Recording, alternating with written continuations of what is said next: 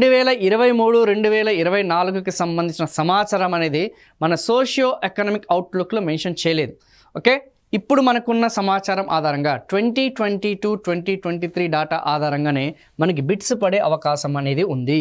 So గతంతో పోలిస్తే అంటే 2021-2022తోని 2022-2023తో పోలిస్తే ఆ యొక్క వివిధ సీజన్లో వర్షపాతం మొత్తం స్థూల విస్తీర్ణ ప్రాంతం అనేది ఏదైతుందో గ్రాస్ సోన్ ఏరియా అంటాం, సేద్యపు భూమి అనేది 3.5% అనేది వృద్ధి రేటు చెందింది.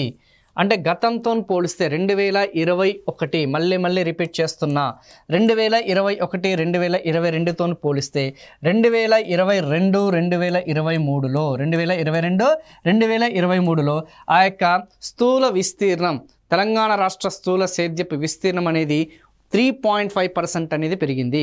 అండ్ యాసంగి సీజన్లో చూసుకుంటే 2021-2022లో 56 లక్షల ఎకరాలు కాగా 2022-2023 నాటికి 75 లక్షల ఎకరాలకి గణనీయంగా పెరిగింది.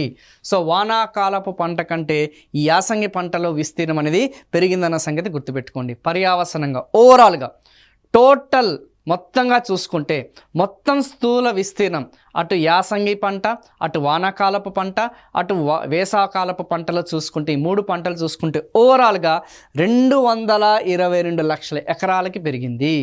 మొత్తం స్థూల సేద్యపు విస్తీర్ణం 2022-2023లో 222 లక్షల ఎకరాలకి పెరిగింది.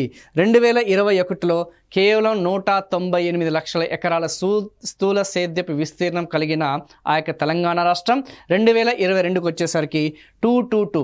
సో ఇది కొంచెం లాజికల్గా గుర్తుపెట్టుకోవడానికి ప్రయత్నించండి. ఓకే, ఖచ్చితంగా ఎగ్జామినేషన్ పాయింట్ ఆఫ్ వ్యూలో ప్రస్తుత తెలంగాణ రాష్ట్ర సేద్యపు విస్తీర్ణం ఎంత అని అడిగితే మాత్రం 222 అన్న సంగతి కొంచెం గుర్తుపెట్టుకోవడానికి ప్రయత్నించండి.